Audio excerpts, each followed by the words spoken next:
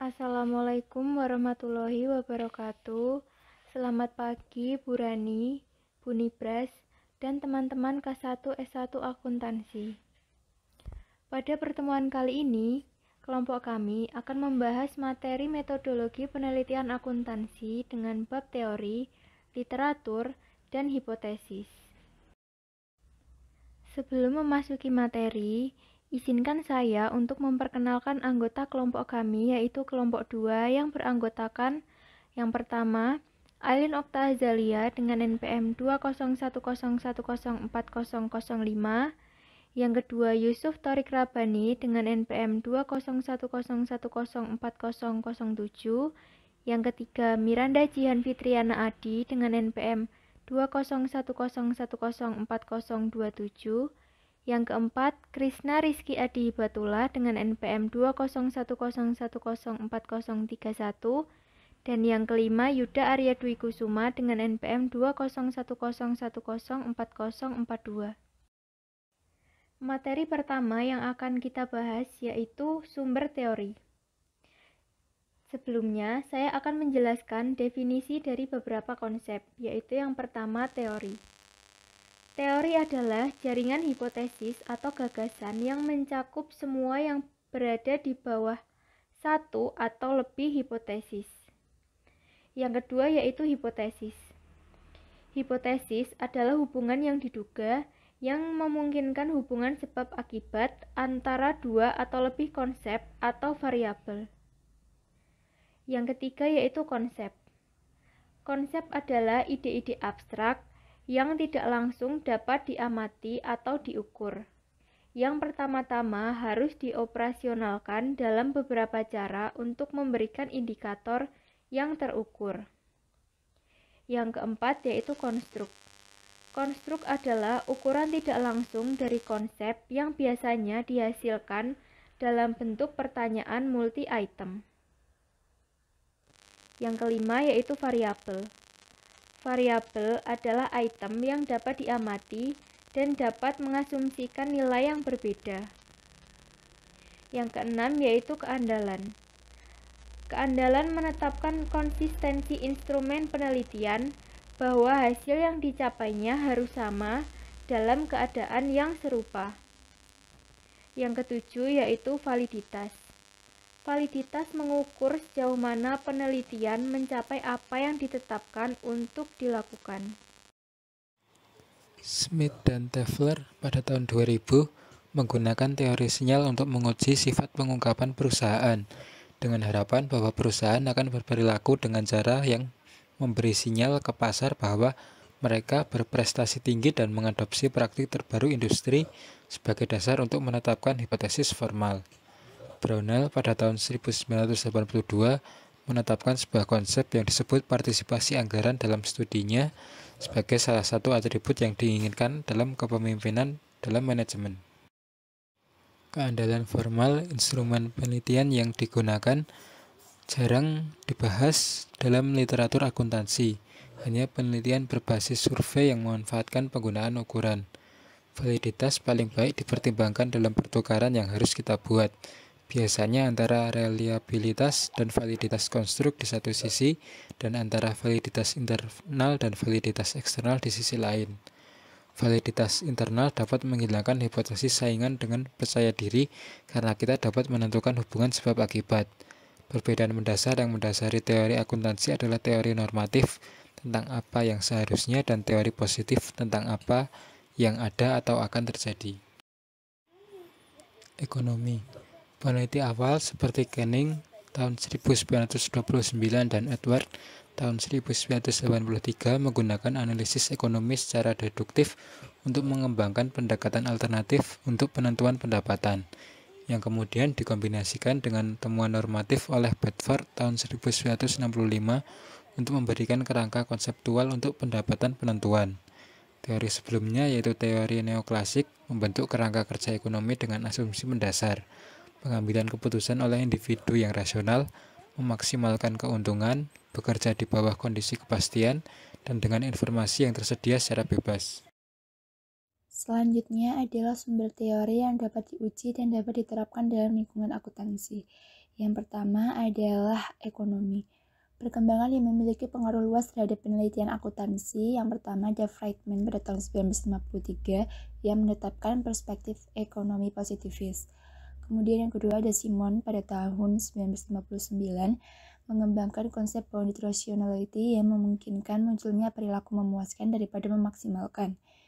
Yang ketiga adalah Kahneman dan Tversky pada tahun 1972 mengakui bahwa pengambilan keputusan di bawah kondisi ketidakpastian membutuhkan pengembangan teori perilaku yang tepat. Kemudian Dembski dan Feltham pada tahun 1976 mengeksplorasi teori-teori ekonomi informasi. Yang kelima ada Watts dan Zimmerman pada tahun 1978 mengembangkan konsep kepentingan pribadi manajerial. Yang keenam ada Williamson pada tahun 1979 mengembangkan teori organisasi ekonomi untuk menjelaskan mengapa kegiatan diatur dengan cara tertentu dan bagaimana pilihan dibuat dengan implikasi untuk penelitian akuntansi pada proses keputusan. Kemudian yang terakhir ada McIntosh pada tahun 1994 merinci paradigma proses kerja yang dirancang oleh Marx and Engels dan didasarkan pada tradisi ekonomi politik. Masing-masing perkembangan tersebut memiliki pengaruh yang luas terhadap penelitian akuntansi, khususnya dalam hal proses pengambilan keputusan, motif pembuat keputusan, dan cara informasi akuntansi digunakan. Kemudian, yang kedua adalah keuangan. Perkembangan di bidang ini memiliki pengaruh radikal pada penelitian akuntansi yang layak dipertimbangkan secara terpisah.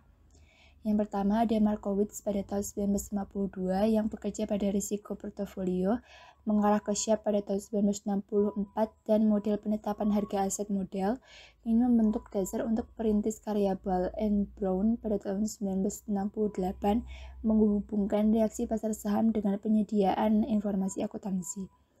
Yang kedua ada Modigliani dan Miller pada tahun 1958 mengembangkan teori tentang risiko yang terkait dengan struktur model. Kemudian yang ketiga ada Fama pada tahun 1970 mengembangkan gagasan efisiensi pasar yang terkait dengan pengolahan informasi harga saham. Kemudian yang keempat ada Black and Scholes pada tahun 1973 merumuskan model penetapan harga opsi sebagai sarana untuk menangani pengambilan keputusan dalam kondisi yang tidak pasti. Yang kelima ada Jensen dan McLean pada tahun 1976 pertama kali menguraikan argumen biaya agensi terkait dengan trade-off utang ekuitas yang memulai aliran penelitian terkait dengan pilihan kebijakan akuntansi dan kemudian untuk akuntansi manajemen. Yang keenam ada Ross 1977 yang mengikuti Spence pada tahun 1973 memprakarsai teori sinyal insentif di bidang keuangan, melahirkan aliran penelitian yang berkaitan dengan pengungkapan sukarela dalam pelaporan keuangan. Kemudian yang terakhir yaitu Scott pada tahun 1981 mengikuti Mears pada tahun 1977 tradisi ekonomi keuangan mengembangkan teori kegagalan perusahaan berdasarkan arus kas, di bawah menyematkan beberapa pekerjaan sebelumnya dalam prediksi kegagalan. Yang ketiga adalah perilaku organisasi. Robbins pada tahun 1995 mengamati 3 tingkat kepentingan penelitian dalam perilaku organisasi, masing-masing terkait dengan individu, kelompok, dan sistem organisasi, dan ia mengembangkan kerangka teoritis untuk masing-masing.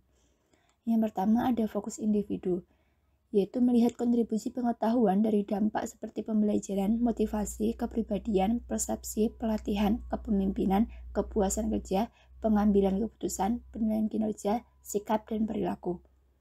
Kemudian yang kedua, fokus kelompok.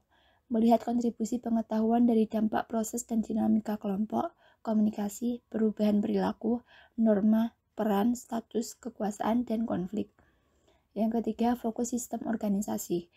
Melihat kontribusi pengetahuan dari dampak budaya dan perubahan organisasi, struktur dan hierarki, konflik dan struktur kekuasaan, hubungannya dengan kebijakan sumber daya manusia, dan desain pekerjaan. Selanjutnya adalah pencarian literatur. Pencarian literatur harus mengungkapkan yang pertama makalah kunci yang akan memotivasi penelitian lebih lanjut. Yang kedua adalah bukti dari apa yang kita ketahui, yaitu batas-batas pengetahuan kita saat ini, Dan sama pentingnya apa yang belum kita ketahui karena masih merupakan penelitian masa depan, yaitu sifat temuan empiris juga akan menunjukkan apa yang kita tidak yakin dari karena keputusan yang tidak konsisten atau kontradiktif. Yang ketiga adalah indikasi kerangka teoritis yang kemungkinan akan memandu penelitian di masa depan di bidang tersebut dan implikasinya bagi penelitian sendiri. Yang keempat adalah pencarian selanjutnya dari tesis yang baru saja diselesaikan, presentasi konferensi, dan kertas kerja yang akan mengungkapkan baik jalan penelitian yang saat ini sedang dieksplorasi, kemungkinan 2 tahun sebelum publikasi, dan yang penting kesenjangan yang masih terlihat. Lalu yang kelima, yang terakhir, yaitu teori-teori yang akan menunjukkan hubungan yang dapat kita pertanggungjawabkan. Selanjutnya adalah memodelkan hubungan. Hubungan yang mendasar adalah hubungan antara dua variabel yang menarik dengan hubungan yang dipengaruhi oleh kelompok variabel lain. Gambar di atas yaitu gambar 3.2 merupakan bagian yang menjelaskan mengenai hubungan antara pengungkapan sukarela dan kausalitas timbal balik, di mana terdapat variabel pengungkapan sukarela, investasi analisis yang diikuti, dan ukuran perusahaan industri. Ada hubungan antara tingkat pengungkapan sukarela oleh perusahaan dan jumlah analis investasi yang mengikuti, yaitu menganalisis, melaporkan, dan mengeluarkan rekomendasi perusahaan tersebut. Perusahaan menandakan praktik, inovasi, dan adopsi awal mereka dengan memilih untuk mengungkapkan informasi tambahan secara sukarela, atau perusahaan tunduk pada permintaan lebih banyak informasi dari para analis dan menanggapi keuntungan bersama para analis dan perusahaan. Bukti dari Lang dan Lundgren pada tahun 1996 di Amerika Serikat menunjukkan bahwa peningkatan kualitas pengungkapan diikuti oleh tingkat pengikut analisis yang lebih tinggi. Namun Walker dan Salsa pada tahun 2001 dengan data Inggris melaporkan temuan kontradiktif dari peningkatan panjang halaman setelah peningkatan aktivitas casting analis, menunjukkan bahwa kontroversi tetap ada. Pada pertimbangan yang lebih lanjut adalah sifat dari variabel yang berpengaruh dalam model. Spesifikasi yang lebih ketat dari peran mereka yang tepat akan sangat membantu karena akan menentukan baik bagaimana kita akan mengelola kendali mereka dan bagaimana kita mengarahkan temuan selanjutnya ke analisis statistik, di mana variabel berpengaruh dapat dianggap sebagai intervensi seperti model yang ditunjukkan pada gambar 3.3 ini. Sebagai alternatif, variabel-variabel yang berpengaruh mungkin memiliki efek moderasi yang mana hubungan antara variabel-variabel dependen dan independen bergantung pada nilai-nilai yang diasumsikan oleh variabel-variabel lainnya, seperti yang dicontohkan pada gambar 3.5. Variabel-variabel yang berpengaruh mungkin juga berlebihan terhadap hubungan kepentingan, karena variabel tersebut berdampak pada masing-masing secara terpisah dengan memberikan pengaruh utama. Mereka kemudian dianggap sebagai asing dan ditunjukkan pada gambar 3.7. Selanjutnya yaitu mengembangkan hipotesis. Hipotesis itu harus dapat diuji, di mana skala pengukuran rasio dan interval lebih disukai karena memungkinkan lebih banyak alternatif analitik. Tetapi ordinal dan nominal skala umum dalam literatur akuntansi dan ada metode untuk analisisnya. Hipotesis biasanya akan dinyatakan dalam bentuk nol atau alternatif, dan sebagian besar pengulas lebih memilih bentuk hipotesis nol. Jika hipotesis tidak didukung, kita harus mempertimbangkan kemungkinan penjelasan yang bersaing untuk temuan. Kemudian, masalah validitas. Ancaman validitas internal terbatas pada apa yang bisa salah selama penelitian. Validitas eksternal mensyaratkan bahwa temuan penelitian memiliki implikasi untuk situs lain dan orang-orang pada periode waktu yang berbeda. Akan tetapi, tingkat validitas internal tertinggi dikaitkan dengan kondisi buatan. atau temuan mungkin terbatas pada waktu, kasus, peserta, dan lokasi tempat penelitian. Kemudian ada kategori metode penelitian. Yang pertama, ada penalaran ilmiah dan pembangunan model. Yang kedua, penelitian sejarah dengan menggunakan data arsip dan sumber sekunder. Yang ketiga, studi kasus yang membutuhkan eksplorasi ekstensif di lapangan. Yang keempat, survei seringkali melibatkan pengambilan sampel skala besar meskipun kurang kontrol dan kekayaan hasil. Dan yang terakhir, ada eksperimen, baik di lapangan atau lebih biasanya dalam kondisi tipe laboratorium. Isu validitas, baik internal maupun eksternal, merupakan pusat pilihan dan harus dipertimbangkan sehubungan dengan metode alternatif di masing-masing bab berikutnya. Mungkin cukup sekian presentasi dari kelompok kami. Jika ada salah kata maupun kekurangan materi yang kami sampaikan, kami mohon maaf. Wassalamualaikum warahmatullahi wabarakatuh. Terima kasih.